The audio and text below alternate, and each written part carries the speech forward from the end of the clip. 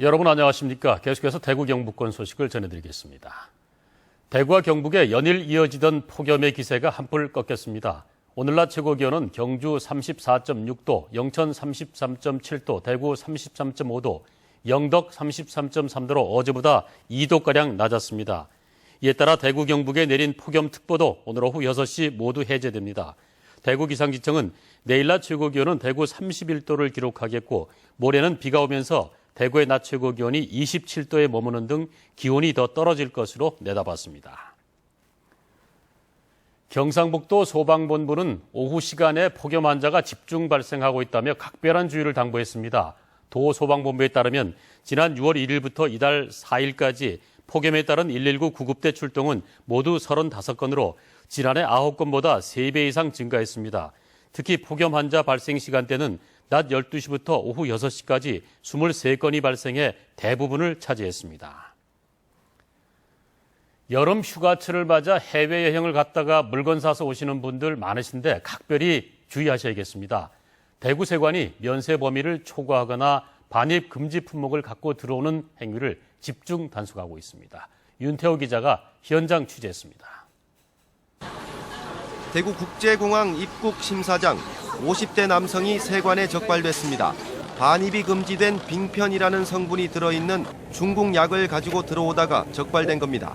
이 성분 때문에 우리나라에 반입이 안 되세요. 안 되는 거요? 예. 몇 번 가지고 가서 먹었다 하더라고. 그래, 몇 번 했던 거니까 당연히 괜찮겠지. 다른 한켠에서는 술을 여러 병 반입한 여성이 적발됐습니다. 이 한 병 기준이 1리터 이하로서 400불 이하. 다 해서 1리터.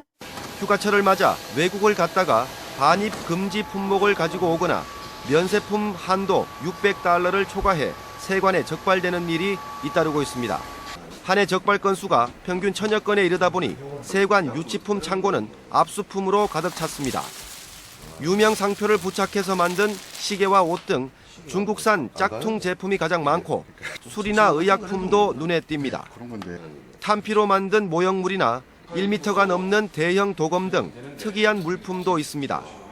담배값이 오르면서 담배를 몰래 들여오는 경우도 부쩍 늘었습니다. 규정에 어긋난 물품은 모두 압수되기 때문에 각별한 주의가 필요하고 면세 범위를 초과했을 경우에는 자진 신고하면 15만 원 한도 안에서 관세의 30%를 경감받을 수 있습니다. 면세 초과 규정 체크를 안 했을 경우에는 가산세를 40% 부과하게 되고 2회 초과 시에는 60%까지 부과받게 됩니다. 대구 경북 본부 세관은 오늘부터 2주 동안 해외여행자 휴대폰 검사를 강화하고 금지 물품 집중 단속에 나설 계획이어서 여행자들의 각별한 주의가 필요합니다. MBC 뉴스 윤태호입니다. 새누리당은 오늘 최고위원회의를 열고 대구 수성갑 조직위원장에 김문수 전 경기지사를 확정하고 내일 수성갑 당원협의회 운영위원회를 거쳐 당협위원장에 선정할 예정입니다. 김문수 전 경기지사는 대구의 제도약과 정치 혁신을 위해서 온몸을 던지겠다고 포부를 밝혔습니다. 한편 새누리당은 심학봉 의원의 탈당으로 공석이 된 경북 구미갑 조직위원장을 오는 19일까지 공모하기로 했습니다. 경상북도가 오늘부터 사흘간 울릉도 독도에서 전국의 역사 지리교사를 대상으로 제9회 독도 포럼을 개최합니다. 독도 포럼에는 일본의 교과서 왜곡에 대응하고 일선 학교의 독도 교육을 활성화하기 위해 전국의 역사 지리교사 가운데 55명이 참여합니다. 이번 포럼에서는 일본의 교과서 왜곡 현황과 독도 교육 활성화 방안 토론회를 갖고 독도 명예 주민증 발급 등의 다양한 행사가 펼쳐질 예정입니다. 광복 70주년 경축 분위기를 높이기 위해 김관용 경상북도 지사는 오늘 영주시의 8.15 광복살 생산단지를 찾아 광복살 벼베기를 체험하고 쌀 도정 작업을 함께했습니다. 김 지사는 또 태극기를 항시 개양해서 태극기 마을로 불리는 문경시 지곡 1리에서 대형 태극기를 개양하고 무궁화 나무 2그루를 기념 식수했습니다. 경상북도는 오는 12일 도내 전 시군이 태극기 달기 캠페인을 추진할 예정입니다. 경상북도에 따르면 삼성전자가 영덕군에 1,000억 원을 투자해 삼성전자 연수원 및 힐링단지를 오는 2016년 말 완공하고 2017년 초에는 개원할 예정입니다. 이를 위해 경상북도와 영덕군 삼성전자는 삼성전자 영덕연수원 건립비 1,000억 원의 투자 양해각서를 체결했습니다.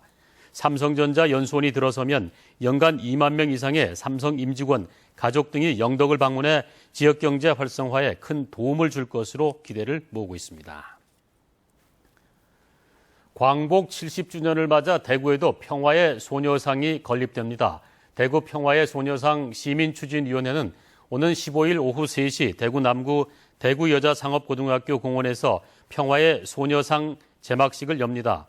소녀상은 키 160cm의 소녀가 두 손으로 태극기를 쥔 모습으로 건립되는데 건립 후에는 학생들이 소녀상을 둘러보고 역사 교육을 받을 수 있도록 체험학습 프로그램을 마련할 예정입니다.